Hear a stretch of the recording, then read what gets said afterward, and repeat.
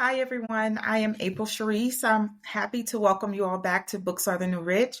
I know we have taken a small break in between, but we are back and we have a really amazing woman here today who's going to share her story, share her insight. Her name is Ashley Vaughn, and I have had the privilege of knowing her for some years now.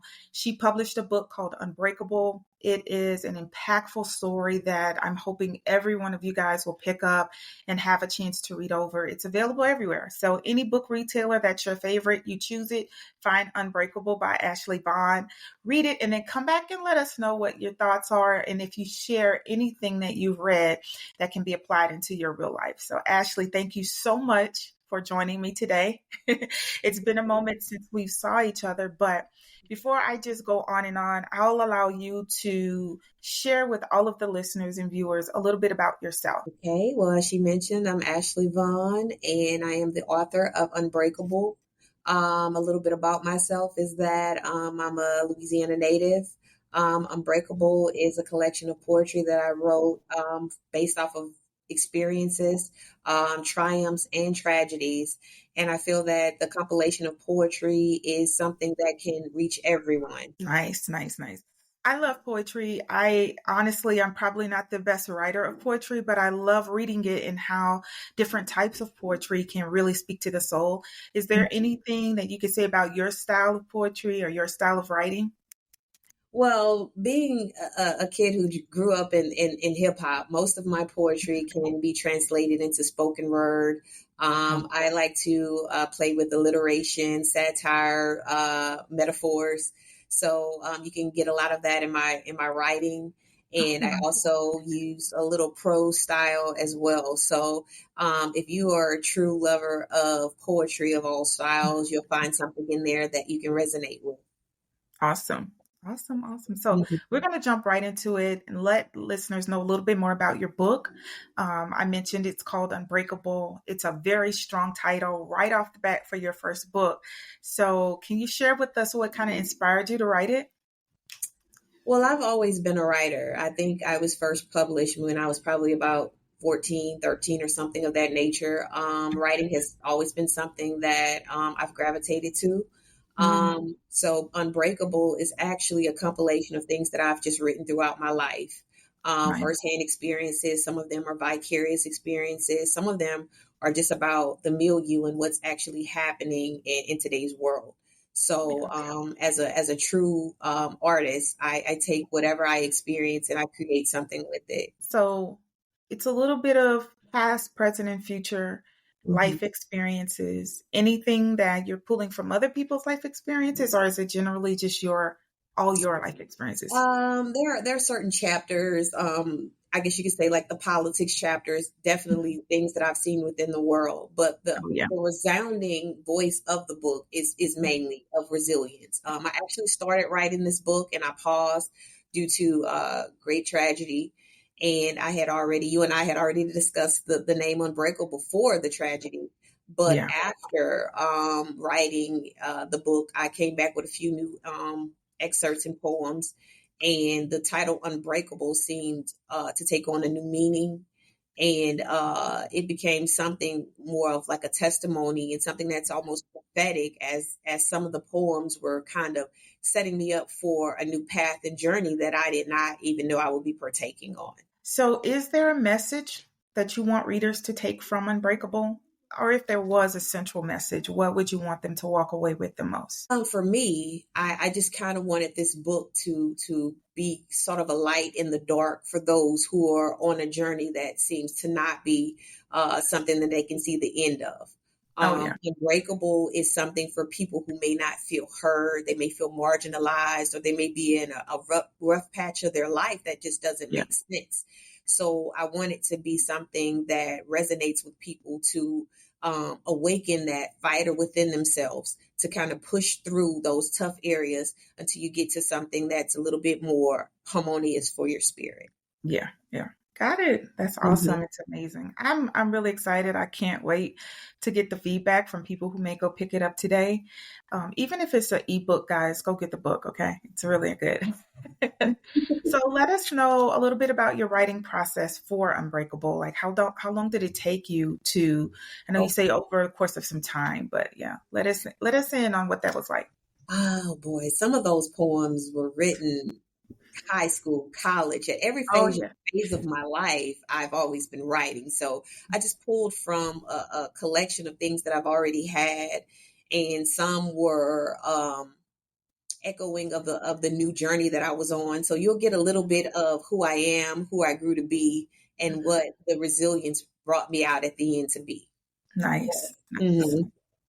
So it's called Books of the New Rich, right? So we want to talk about marketing and sales right now. We want all of your expertise, anything that you think would be gems to share with other authors on the journey. So, how did you build your author platform? Was it something that you created before the book came out? You started to engage with people, or is it something that after the book was released, you started to build and engage an audience?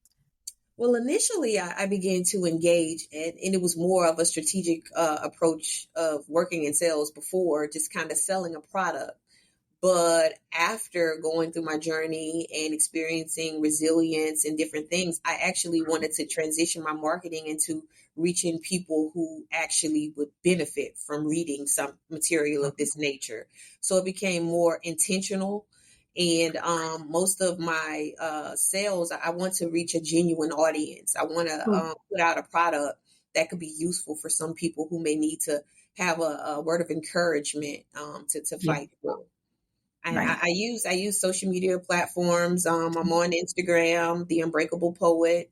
I also have my website and things of that nature. But I mainly try to target people who may find some use of the material. That's pretty cool. Mhm. So I know you say you use social media a lot, and Mhm. I'm going to touch back on that in a moment. But I want to ask you, old school word of mouth marketing, is that something that you use? Did referral marketing really help to get you out there? Definitely, definitely. Just having a story that is as unique and impactful as mine, with losing my husband and daughter, um, I feel that word of mouth definitely works. Most people don't understand how you come back from something like that. Yeah, So they are intrigued to read the book, to understand my mindset, to understand how did I get the strength mustered up to do such a thing. yeah, So word of mouth definitely works. yeah, yeah. Hmm. And in terms of social media, there are so many platforms out there. I feel like every year there's a new one and they're forcing you to learn it.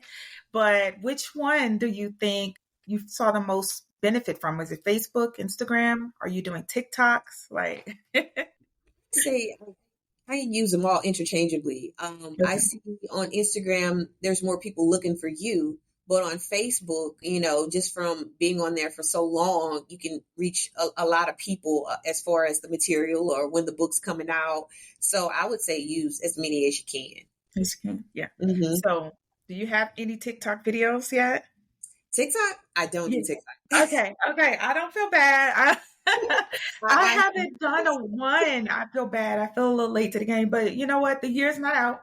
So I Yeah, may you actually. got time. Okay. So, in terms of going back to social media, right? I know that's something that you handle directly. Have you ever worked with like a marketing team? As a new author, do you think having a marketing team is beneficial for your funds right off the bat? Well, I don't have a marketing team. I've kind of been doing everything in house. I do have a marketing background, so I kind of Oh know a yeah. little bit about it. However, I think having a strong team working with your book, being a great publishing company, Mhm. as such, and Mhm. having a great bio writer, editor, I feel like I came in with a pretty strong team full of Mhm. women, Black girl Yeah. magic. Yeah. And so we were able to create a really good product that kind of sells itself. It finds Nice. its audience. Nice. Nice. Hmm. In terms of a dream team, right? I know you Hmm. said you had some things in place already. If you had to do it over again and with any budget imaginable, what additional assets would you add as part of your dream team to get started? So we have the publisher, the editors. I mean, would it be like publicists? Would it be a manager, bookings, or to handle bookings, or? I also I'll often think about having someone to handle that other component as far as managing and planning different things. In the shuffle of life, Yeah.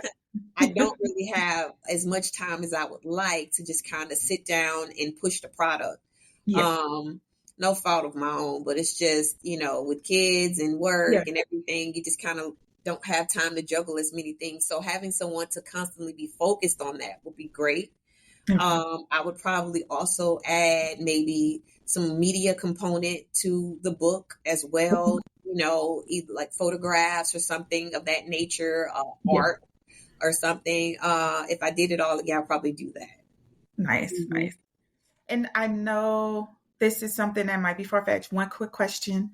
Public speaking, is that something that you're open to, doing keynote addresses on topics pulled from your book, or not really ready for that yet? At this gesture in life, I think that I am. Okay. I feel as though things happen in life, and when you find a way to work yourself through those things, it's a testimony, and it's something that you should be prideful about explaining and guiding other people through that journey. So at this point, I feel that it's almost a must that I do that to allow other people to have the same successes as they forge through obstacles in life. And I know you mentioned, you have children, can't remember the ages. I'm sorry. That's okay. Is this something that, like, this type of brand and this type of business that you're building, is this something that you want to pull your children into if you haven't already?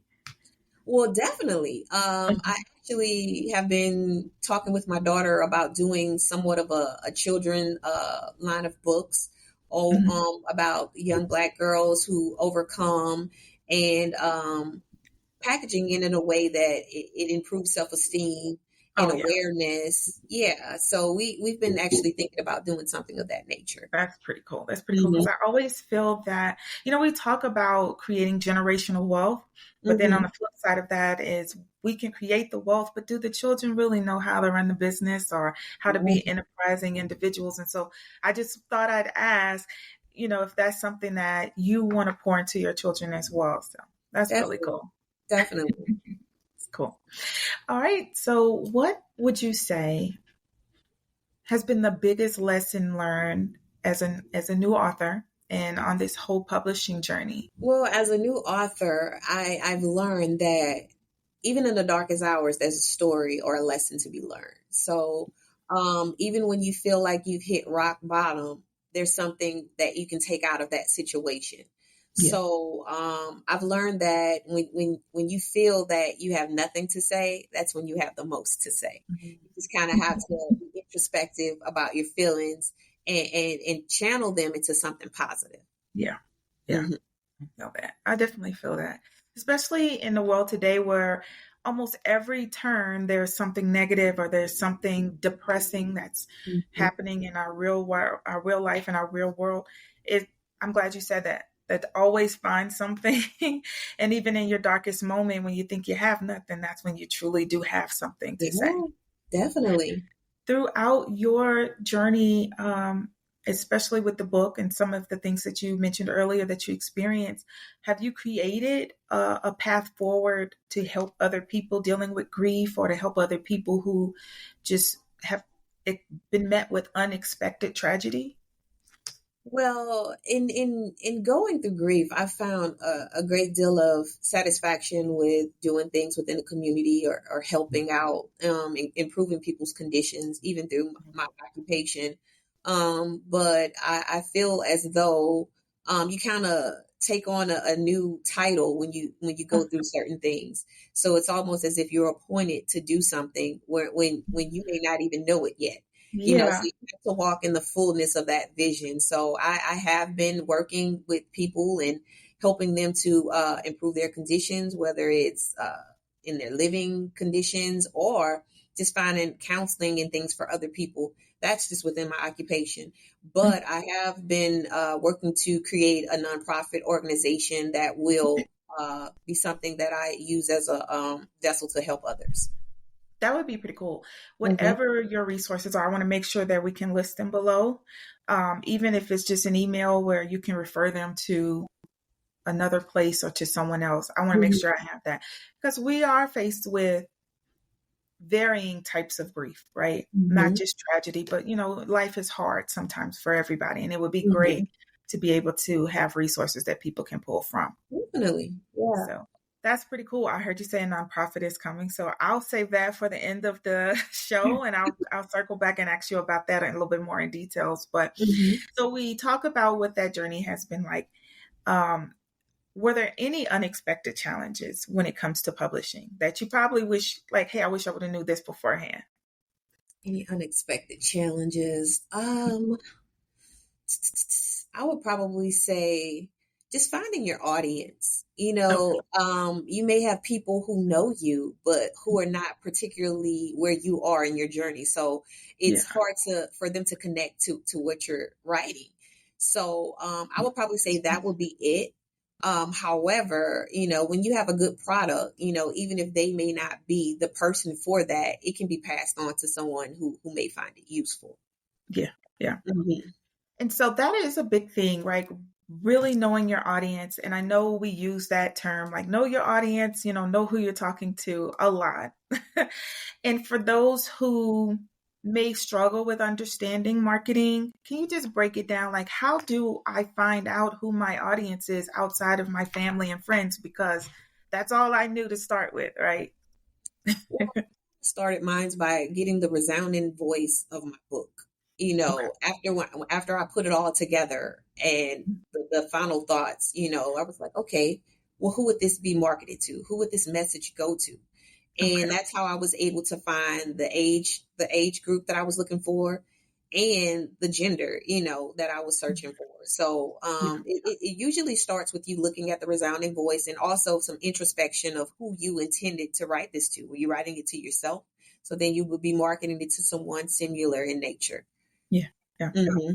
And so now I want to have a pivot Mm-hmm. because something you said brought this to mind, and that's every author wants to have their book on the shelf, right? Mm-hmm. And we imagine once it's on the shelf, it is good as sold, right? And that's not necessarily true. Mm-hmm. Can you talk about your experience on what has been the most beneficial, having the book in store or just direct sales? And if it, whichever one it is, a little few tips that they can use to progress in that particular lane. For me, I have multiple platforms where you can find it, but I still find people who call and, hey, I want a book. Hey, Yeah. and you get that one-on-one connection with that person, and Yeah. those are your strongest sellers because they have that connection with you. So Yeah. I still would say the word of mouth and upfront and in person sales are great. Yeah. Okay. Mm-hmm. That's good because I feel the same way. I feel that, even me as a buyer, I resonate with the story, but if I can make a connection with the person and write it, I am sold. I am following them. I'm keeping up with every move they make. If they're going to be in my area, I want to show up. And I think it's important that other authors know that, yeah, the book is the product, but so are you.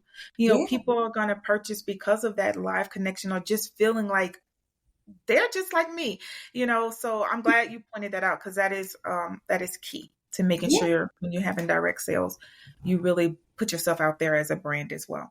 Is that Mm-hmm. something that you struggle with right at the beginning, or were you completely comfortable just stepping out there and saying, hey, I am a brand now and I need to be accessible? Well, for me, it was something that I kind of had to adapt to. I'm not a kind of all in your face kind of person. Yeah. So selling something to me just didn't really fit my personality. I didn't want to make it seem like here, buy this, buy that. I feel more like I want to attract more than, I chase. Yeah. So for me, it was an adapting type of process. But I mean, when you become that person and you find your audience, then it becomes a little bit more relaxing because the people who are coming to you are people you have commonality with anyway. Sure. That Uh-huh. is true. It makes complete sense, actually. Mm-hmm. In terms of your initial root audience, right? Which is typically your family and friends. I just want to ask this question because I see a lot of times on social media, people will put a product out, whether it's a book or not, but they don't have any sales right off the bat because there was an expectation that my mom's going to buy, my friends and cousins are going to buy. And then when they don't, then it's a deflation of their ego. And then they're like, oh, the people who's supposed to support you don't support you. How do you navigate that? Or how can you advise someone else to navigate that to get past this idea that just because you have a built-in audience doesn't mean they're going to be your biggest supporters? Yeah. I mean, that happens a lot with art. Art can translate into various things. Yeah. For me, I just feel like if you put out a genuine product, something that you believe in, something that's, you're wholeheartedly into, and it Yeah. doesn't resonate, it just may not have caught yet.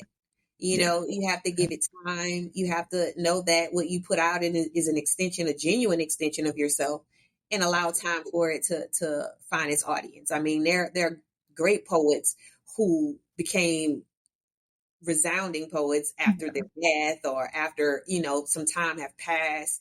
So your audience may be 20 years from now and you don't know. That's good. That's a gem. I love that. I love it.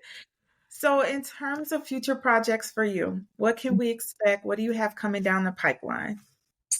Well, this go around, I'm looking more into writing a book, maybe a Okay. testimonial, something that I can kind of tell a story and maybe turn it into some sort of manuscript in the future. So that's Nice. kind of what I'm looking for. Nice. Mm-hmm. And so the fall is about to come, summer's wrapping up. Do you have any events coming up? How can people come and interact with you directly Mm-hmm. outside of social media, maybe? You guys can definitely find me at the Louisiana Book Festival. It'll be in November this year. I'll Nice. be there. I'll be selling books and I'll be signing books as well. That's pretty cool. That's pretty Mm-hmm. cool. And any plans of hosting your own book tour, or if it's a few stops this year, next year, maybe? Possibly next year. I can see that happening next year. It's something that I want to do. I kind of wanted to get the book out there a little bit more. Yeah. I see that for most bookstores, they're marketing as a grief book. Okay. And I see that it's making numbers in that area. So I would like to kind of get along with people who are doing those types of books and see what I can make happen. That would be Mm-hmm. pretty cool. Definitely keep us in a loop with whatever you have coming up. I would love to share it, not just with the viewers, but other people in our network as well, because you may be in their area, and they might want to come and meet you personally. That's really, really, really, really good. I want to thank you for sharing space with me today and just talking a little bit more about your book. If there is something that we haven't touched on, let me know and I'll make sure I can update everybody. But can you just impart some words of wisdom before we leave on an author who may be struggling with, is this good enough? Is this going to sell? Would people even want to read it? Well, from that perspective, as an artist, you have to stand behind your work. Regardless of what others feel about it, you have to be persistent and confident about your product. Yeah. For me, I stopped caring what people thought long time ago. Though if you do something and it comes from a good, positive place, it'll find its spot. Nice. That's Mm-hmm. beautiful. That's beautiful. Well, Ashley, thank you again for joining us. In terms of that nonprofit, once it gets formulated a little bit more, definitely let me know. I'll Mm-hmm. add everything into the show notes of today's episode so that you can find Ashley directly with links, clickable links to make it easy, as well as a link to her book so that you can go ahead and purchase the physical copy or the digital copy, whichever is your preference. And thank you guys for joining us. We'll see you at Books of the New Rich really, really soon. Bye.